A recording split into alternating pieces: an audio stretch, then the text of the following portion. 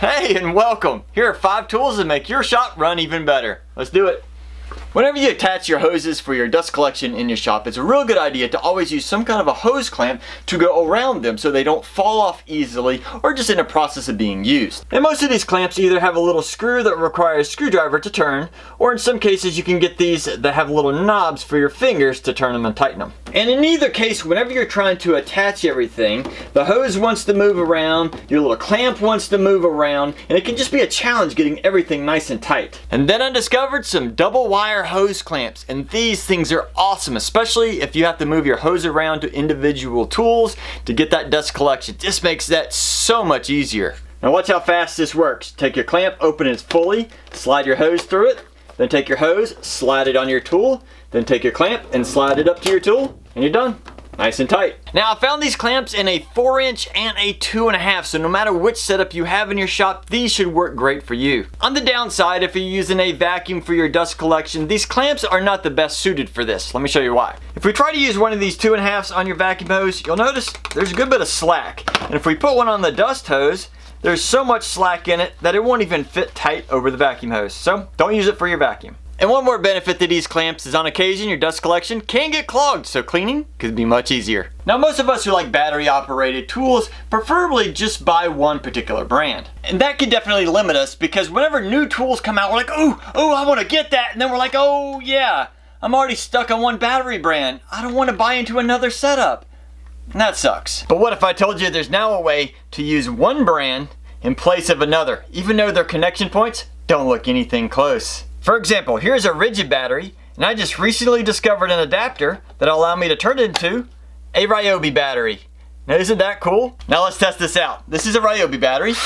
Drill works fine. Now let's test out this rigid battery. Oh, that's so cool. Now will this setup work in a circular saw? Let's find out. Sure does.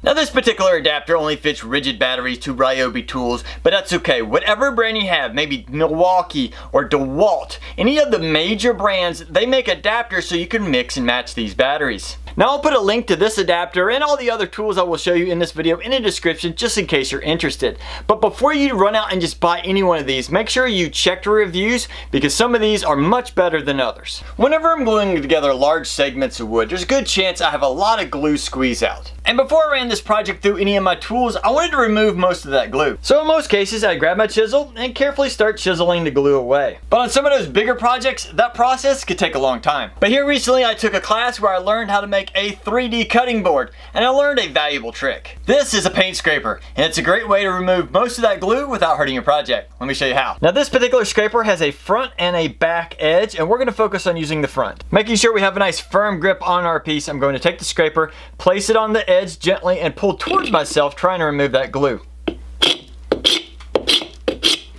There we go. About 95% of that glue is completely gone from this side. Here's a little close-up. This side I did not scrape off, and this side I did. See how much nicer that looks and how quick that was? Let me show you one more time on this remaining glue. There we go. Another great thing about this tool is the multiple edges. Once one of them becomes dull, take it off, rotate it, reinstall it, and continue to use it. Now, once all of your edges become dull, take it off, take it over to your sharpening stone, and then you can easily resharpen, reinstall, and use this potentially for many, many years. Burning wood to give it that charred look is a really cool finish, and people still seem to love it, but I always had issues with it. First off, I always had an issue trying to get even burns all the way across the wood. I usually end up with little blotches or dark marks, and it just didn't look good. And then sometimes the texture would just didn't feel right either, and you just have really charred areas that would bubble up, and other areas that didn't. It was just a real challenge. And then other times, I'd get really rough marks in the wood, and I'd have to get some sandpaper and gently go across the entire thing, getting that nice and smooth again, and trying to even out some of those dark marks. And I almost forgot, the tools to do that aren't cheap either. Then I discovered this charred wood accelerator. It's literally a stain that you just apply just like you would any other type of stain, and it comes out looking fantastic. I just recently used this product on a floating bed that I made for my son. The application was real easy and the ending product looked amazing. So if you're interested in having that charred look on your project without all the hassle of burning everything, strongly consider this charred wood accelerator. I have a feeling you'll be really happy. Now when you're working in your shop, whether it's woodworking or just your standard garage garage, there's a good chance you're going to kick up a bunch of dust and your stuff's just going to get dirty. Now, of course, you can take a leaf blower or a job site blower like this and do a once over your garage or workshop, and that should take care of 85 to 90% of that dust. But there's still going to be a lot of grime and grit on some of your tools. That's when you can take a rag and wipe off probably another 10%, leaving about 5% of that dust and grime still in your tools. In most cases, that won't be a problem. But some of your real delicate tools, you have real fine settings, and if you don't get that grit and dust out of there, it can be really hard to work with. That's when you can run into your bathroom and grab your next tool, a toothbrush. Anytime you go to replace your toothbrush, make sure you save the old one. I mean, you can clean it if you'd like to get the germs off, but these make great cleaning tools. And remember, toothbrushes are really cheap. In fact, I got a 6-pack here for about $1 at my local store. So you can get a bunch of these really cheap, really easily. This will allow you to get down into those small little areas and get all that grime and grit out of there so your tools can function appropriately.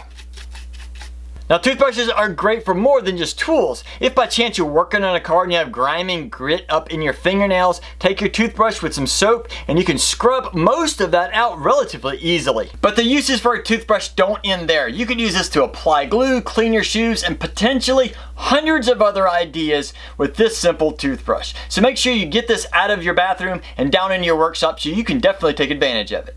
Now, there are 5 useful tools I hope you can use in your workshop on a daily basis. And again, I'll put a link to all those in the description just in case you want to check those out. Otherwise, you might enjoy this video.